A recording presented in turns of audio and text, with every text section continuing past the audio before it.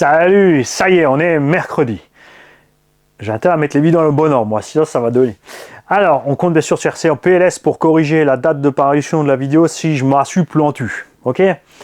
Aujourd'hui, on attaque avec un grand sourire à ma partie préférée de ce retour de circuit, puisqu'on a causé des 1/8e, mais des 1/8e que... Bon, ça me fait plaisir aussi. Hein. Le but pour moi d'acheter cette voiture à RC Garage 57, c'était de préparer un engin à budget sympa pour quelqu'un qui a un petit budget ou un débutant. Pareil pour la HPI, on a profité de ça. J'ai quand même fait, là comme dit, il y aura quand même 2 combos 6S parce que voilà, c'est le Garage 68, je veux pas faire des trottinettes. C'est clair. Et on a causé hier des petits indices, ça c'était rigolo, comme dit, vraiment agréablement surpris de cette Tamiya XV01. Mais aujourd'hui on va parler des engins un peu plus rigolos. Ce qui m'éclate moi, mon échelle favorite, 1/7e. Hobo Extreme BT7, vous avez déjà vu un paquet d'essais et on continue les essais. Il y en a toujours qui n'ont pas compris le but de montrer des essais entiers jusqu'au cut-off lipo. Et le but, c'est d'en faire une 50aine avec toutes les preuves en images de ce qui s'est passé avec le véhicule pour la crédibilité. Parce que là, tu peux me croire, tu as les images, tu as vu ce qu'on a fait avec. Quand je vais, au bout de 50 runs à peu près, ou en cas de panne ou de casse, démonter, ça arrivera avant en cas de panne ou de casse, démonter le véhicule en entier pour regarder les entrailles. D'accord ? On est en 8S avec un combo VXL 8S Traxxas. Un variateur 3.0 mais en 6 volts. Là j'ai envie de me faire plaisir donc j'ai mis la El Camino dessus. On a des... À moins que je me sois trompé, c'est les PMT Q3. Et je m'en suis trompé. Si c'est ça, Q3 Soft. Je pensais au début que c'était pas le bon choix de pneus, on glissouillait un petit peu, mais ça s'est calmé très vite et après on a pu s'amuser. Je l'ai roulé au SAM 68 que en 6S. En 6S, tu es plus léger. Et ton moteur monte moins dans les tours. C'est un petit circuit. Donc en 6S, j'avais des performances équivalentes à ce qu'on a fait avec la VT en 4S. Donc certains vont pas comprendre. Et on me dit, ouais, mais si là tu roules en 4S à cette vitesse, pourquoi il faut mettre 6S là-dedans pour pas faire mieux ? Faut pas oublier que cet engin est quand même plus lourd que celui-là, d'accord? Et qu'on a pas de diff central. Là, il y a un diff, là, il n'y en a pas. C'est une énorme différence au point de vue du comportement. L'engin est beaucoup plus raide, surtout en entrée de virage, d'accord? Il faut bien la placer sortie. Par contre, après sortie de virage, tu peux être beaucoup plus brutal. Ça augmente la consommation. Ça fait chauffer plus le moteur, d'où l'intérêt de ce gros moteur là-dedans, d'accord? Et c'était un régal. J'ai mis des 3S 8000, j'ai pas mis les 5000. Je me suis arrêté au bout de, je crois... On n'a pas fait les 20 minutes, hein, on s'est arrêté avant. Puisque les copains avaient fini aussi. Pardon. Et comme ça nous permettait d'attaquer chaque fois les packs ensemble. Comment l'attaquer fort quand même, hein. Je veux dire, voilà, rester plein dessus. Sur la ligne droite et sorti chaque virage, j'enfonçais à fond. Les pneus ont chauffé très vite, ça a été hyper confortable à rouler, pas de glisse incontrôlable du cul. Tu vois, j'ai laissé le véhicule relativement souple à l'arrière. On est quand même encore globalement ferme par rapport à ce que j'ai l'habitude de faire en suspette, surtout sur l'arrière. Mais elle est bien comme ça. Et surtout que c'est prévu aussi pour mettre justement des 4S. Bon, après en 4S, je roule les Bashing 5000 qui sont pas plus lourdes que les 3S 8000 que j'ai mis dedans. Mais ça me permet aussi, en cas de besoin, de mettre les 9200 à bord. Là, c'est des runs de 30 minutes avec des VMAX à 110. Donc, on éprouve lourdement la méca. L'électronique, tranquille, hein, puisqu'on a un combo qui emmène 10-11 kg à 70 km/h, ramené dans un engin qui, même avec ses grosses lipos, ne fait toujours que 6 kg. Donc, un peu plus que la moitié du poids du X-Max pour la même puissance. Donc là, ça va. Le moteur, il chauffe, mais il reste constant en température dans les 60-70 avec le radiateur dessus. C'est sûr que tu roules pas tout le temps à 110, ça c'est aussi quelque chose qu'il faut pas oublier. Quand tu dis tu fais une VMAX à 110, c'est sur le petit bout de ligne droite, tu sors 110. Et encore, vous l'avez vu, il m'a fallu 200 mètres pour faire le speedrun d'un 110, facile, enfin 100-150 mètres. Alors que sur le circuit, j'ai fait qu'une ligne droite qui fait peut-être, quand je roulais au Jardiland, peut-être 50-60 mètres. Donc elle suffit même pas tout à fait pour atteindre les 110. Mais on est vraiment génial. Je suis conquis de cette caisse. Il n'y a pas d'aileron au cul, tu vois. On a mis la carreau de la BMW plus lourde dessus, ça pose pas de problème, sans aileron non plus. On a mis la El Camino qui n'a pas d'aérodynamique non plus. Maintenant, il faut absolument... Le colis est prêt pour toi, hein, Yann, RC Car Avignon. Il faut que je t'envoie la NASCAR pour me faire la jolie déco Pennzoil. Si tu es d'accord, bien sûr. C'est toujours pareil, les artistes, on leur dit ce qu'on aimerait, mais on leur dit pas ce qu'ils doivent faire, sinon ça marche pas. Alors, je vais aller où avec toi? Je vais te remettre dans la boîte. De toute façon là, tout ce que j'ai à faire, c'est remettre les batteries et rouler. Et l'autre bagnole avec laquelle on s'est régalé, donc elle qui a un setup différent, puisque je vais pas prendre deux bagnoles pour les régler pareil collées au pavé, c'est pas rigolo. Donc la Extreme VT est collée par terre. J'ai quand même envie d'y mettre un diff central parce que cette espèce de raider entrée de virage sortie, ça m'embête un peu. D'un autre côté, c'est efficace et je veux dire, dès que tu es quand tu es en vitesse, je peux pas te l'expliquer, il faut que tu le fasses. Mes vitesses dans une caisse comme ça, tu comprendras où je veux en venir. C'est juste démoniaque. C'est vraiment funky. La FTX. Alors, elle est toujours en parfait état. Là, elle a vu quelques touchettes, quelques sorties de route. La carreau est solide, elle encaisse. Quelques traces de frottement, mais rien de méchant. Et les pneus, sur ce pack, j'ai mis 8 vitesses. Sur le Sam 68, sur ce pack, j'ai drifté. On savait donc que les pneus avant déjà étaient plus usés que les arrières. On a fait une dizaine de runs avec ces pneus avant. À aucun moment on a été spécialement tendre avec. Surtout pas en 8. J'ai déjà fait 2 packs. Non, c'était un seul. Un seul au Jardy encore avant d'aller au Sam 68. En glissant pas mal. Là, on a mis plus la dose. Les pneus arrière sont pas encore rincés, mais je pense qu'ils vont pas tarder. Parfaitement roulable. Vraiment sympa. Et là aussi, on a un VXL 8S à bord. On a un 4074 1400 kV. Et grâce à un abonné, j'ai trouvé ceci.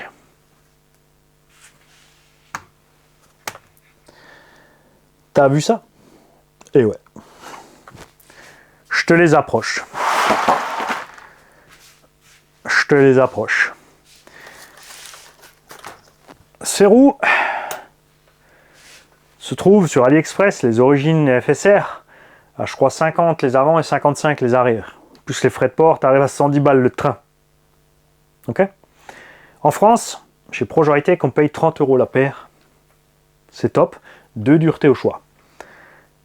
Montée collée, bien sûr. Et tu choisis ta dureté et tu as le logo Fast Track, c'est tout dessus qui est cool. Maintenant, un abonné m'a trouvé ceci. Ce sont les mêmes jantes. C'est le même design de pneus. Tu n'as pas le choix de dureté, tu ne sais pas si ce sont les souples ou les durs. Ça, c'est le truc que tu ne sais pas. Il n'y a pas le logo dedans, parce que là, c'est quand même dans la gomme, il y a écrit Speedline. C'est dans le gommard. Là, ça y est pas. On a la petite bande blanche, mais sans logo nominatif, mais c'est pas grave, ça fait classe quand même quand tu roules. Existe en jante blanche, en jante verte et en jante noire. 25 € les 4, plus 11 € de frais d'envoi. Ils ne sont pas collés par contre, attention. Donc ça, il faut bien les coller. Les jantes blanches, tu te nettoies bien les mains, sinon c'est vite dégueu. Tu fais gaffe, donc on va les tester pour voir si c'est bien aussi bon que les origines. D'après le descriptif sur AliExpress, ils sont bien toilés. C'est censé être les mêmes. Et tu as donc 2 tailles différentes. Alors, il ne te vend que le set complet de 4. Ça, c'est le truc un peu dommage. C'est bien les mêmes jantes. C'est bien les mêmes jantes. De toute Tu ne peux avoir que le set de 4. Donc 2 grandes roues arrière à déport, 50 de large, et 2 roues avant plus petites. Donc là, c'est du 100 ou du 98 ou 100 ou 102 par 42. Et là, c'est du 100 quelque chose. Mesure, Mani. Mesure.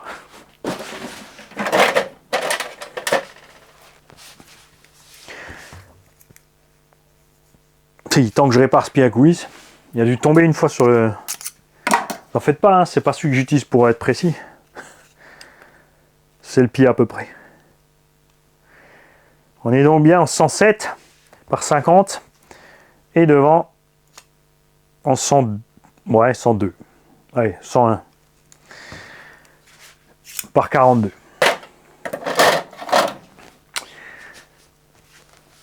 Et tu peux pas avoir juste une paire d'arrière, juste une paire d'avant, parce que c'est vrai que tu pourrais acheter 4 avant uniquement pour mettre sur un autre véhicule, Arma, Obao, Hyper Extreme VT7, etc.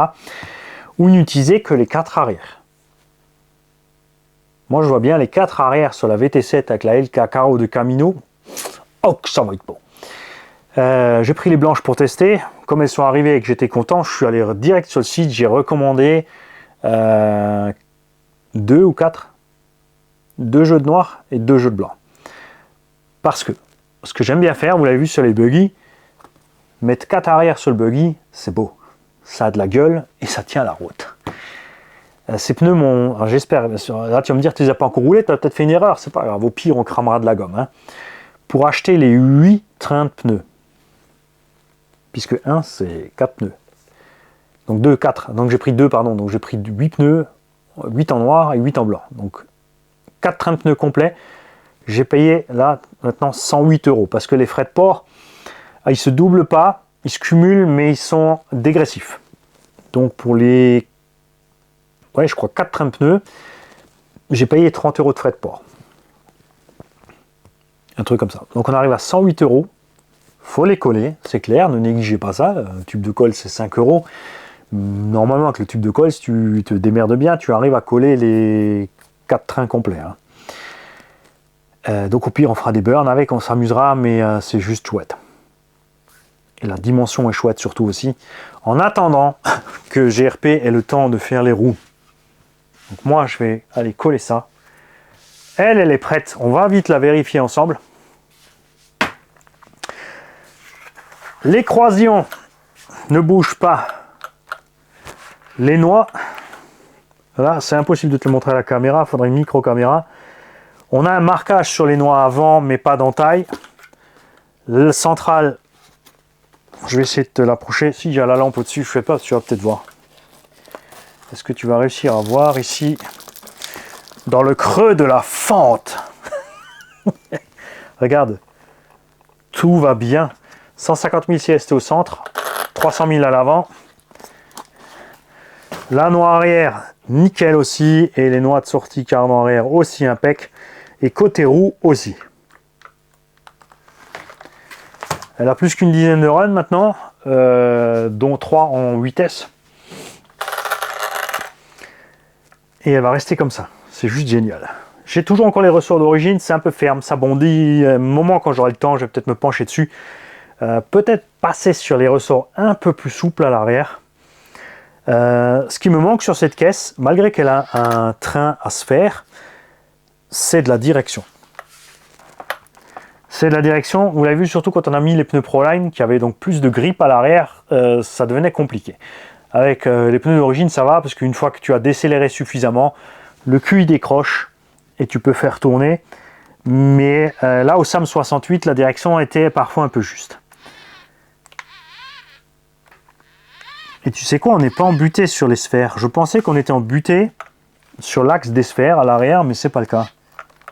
C'est bel et bien la direction qui arrive embutée. Qu'est-ce que c'est à faire?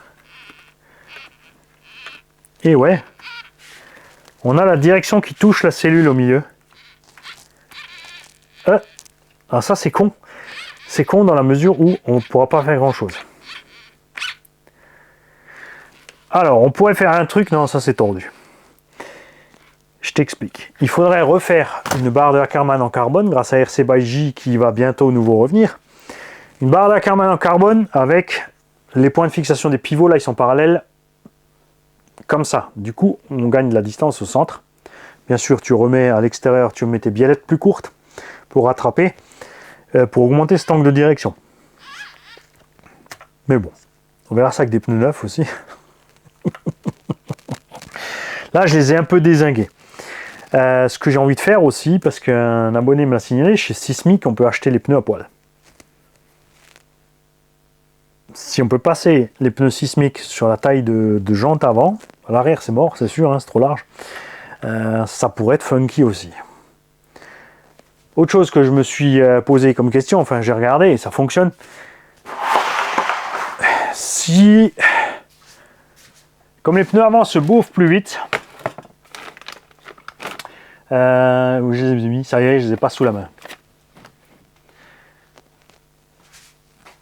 Les Proline à l'arrière, ils tiennent un peu mieux. Bon, après, ils sont chers, hein. Ils sont encore en vie, donc on verra ça. On en a 2 jeux, donc je vais les finir. C'est de mettre devant des XM de chez GRP, donc XM3, XM4, etc. Hein, on verra lesquels. Parce que on est sur la bonne dimension. À 2-3 mm près, puisque là, normalement, on est en 100, 101. Les GRP sont donnés à 100 mm, ils font effectivement 99 par là. Donc c'est jouable de mettre, on n'aura pas les mêmes jantes, on n'aura pas le même design, mais de mettre des pneus avant qui ont beaucoup plus de grip en attendant d'avoir les pneus GRP 1/7. C'est sûr qu'ensuite avec les pneus GRP 1/7, ça va être facile. On pourra mettre des XB1 devant, hyper soft, pour avoir un grip de malade. Et à l'arrière, on pourra passer du XB2 ou XM ou n'importe quoi, un peu moins de grip, pour que la voiture soit vraiment très directive. À voir. Niveau des jeux, ça s'est pas empiré, ça reste stable. On a ce jeu depuis le début, c'est le roulement dans le porte-fusée, l'axe du porte-fusée en bas, dans le trou du porte-fusée, tout qui ça bougeote un petit peu. Mais ça n'a pas bougé plus. On n'a pas fait de carton, on n'a pas fait d'impact. On a failli faire une crêpe, mais en fait j'ai fait une espèce de vrille avant, tourner, retomber sur les roues. La lame est toujours intacte. Contrairement à la lame Arma, elle ne s'est pas arrachée de là. Sur le circuit, à cause des vibreurs, tu vois, on a commencé à faire des traces dans le châssis. Vous avez vu sur parking, je n'ai pas fait la moindre trace dans le châssis à aucun moment. C'est vraiment ces satanés vibreurs sur circuit, ils m'embêtent. Ils cherchent la casse. Je crois que je vais aller les buriner.